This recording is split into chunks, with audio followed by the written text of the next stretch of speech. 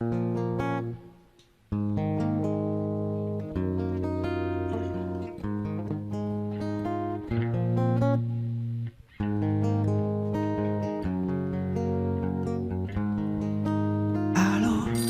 quý khách vừa gọi em à, không nên là nữa, xin có tấm lòng ở lại nhớ sau. anh không? Nhớ à? Làm gì đây đến với anh này? Hỡi em đừng có buồn phiền. Alo, alo, anh thấy em vui cùng ai có biết anh buồn. Alo, alo, nàng ơi đừng nỡ vội xa tình. Hỡi em yêu ơi sao nu ma gì, nu ma gì, nu ma gì. Hỡi em yêu ơi hãy yêu anh này. Đừng có xem tình là những trò vui đùa. Một sáng thức giấc ông thấy chỉ riêng mình ta, tiếng hót thỉnh thoát của những chú chim vừa qua. Ngày vui lại lên sao lòng thấy cô đơn lạ thường. Để riêng mình ta một hình bóng đang thấy chỉ riêng mình ta.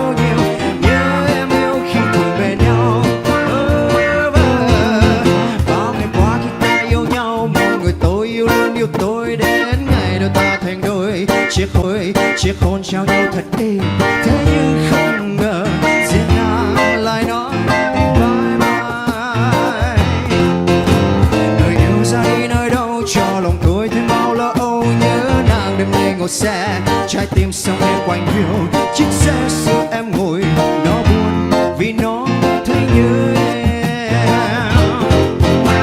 Cuộc sống này chán chường khi tình đã đi mất rồi. Ôi tháng em với tôi, tiếng nói yêu trên khóe môi tháng ngày. Bây giờ lại nói tiếng bye bye. Chiếc xe của tôi nó ngọc răng răng răng, tự nhiên đang chạy trên con phố. Sống con đường biết tôi đâu đâu, nó không vui khi tình chia đôi.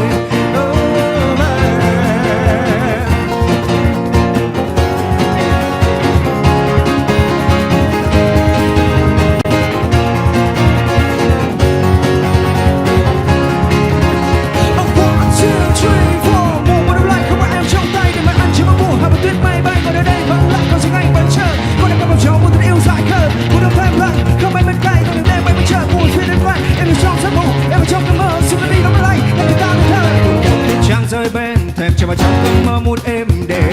Bao đêm trôi qua đi mau từng ngày một ngày mong nhớ em. Đôi tay anh xa đôi bút lạnh đêm không ai qua vắng tay. Đêm cô đơn của anh hiu tìm về cơn mơ tình yêu. Mùa đông cứ rơi em vẫn đi vẫn rồi ở đây vẫn nhớ nhưng mà xa đi rồi. Đôi tay đã xa cho yêu em qua em trong một đêm nhớ nên em xếp xa mong quay trở lại. Tôi vẫn chia hai trong một tay say đắm. Tôi đã hôn có phai còn ở đây vẫn chờ mùa này xa mơ mùi khi vẫn trở lại ta bên nhau không sao. Bao ngày qua chưa chắc có tim yêu thương nồng nàn. Nơi đây mình ai kia rơi về bên hè xưa hít đau. Nhìn về một nơi xa xăm lối cầu trong phố trong đêm và dép nhà. Lê đôi bàn chân đi trên con phố dài, nhẹ nhàng mong kia xưa trên con tim thơ mơ. Chỉ một lần thôi muốn nghe tiếng em cười, xin những đôi mắt tuyệt kia. Một nụ hôn trao về em sẽ không như bóng đêm tàn, giữ cho phút đông đôi ấm cho đôi con tim cách xa. Rồi mùa đông qua ngàn tháng dương quay trở về, ta bên nhau hát vang khúc ca biết yêu thương.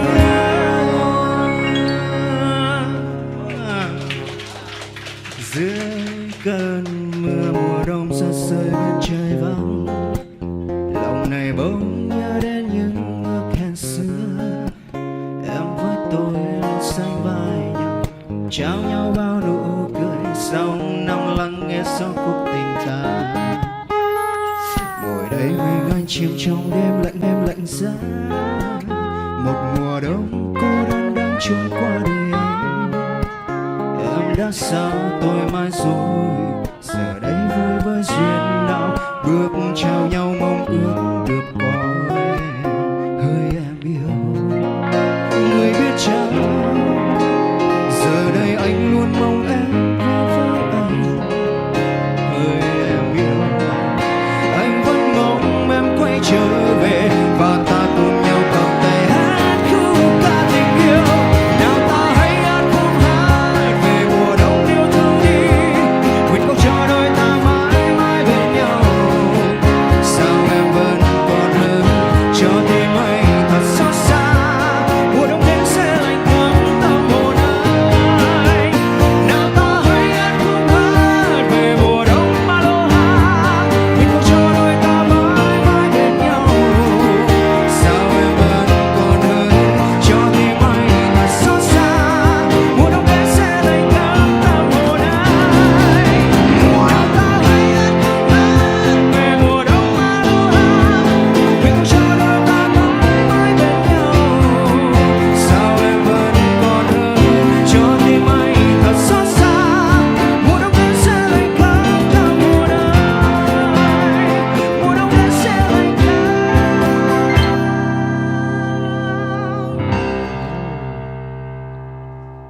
tâm hồn anh.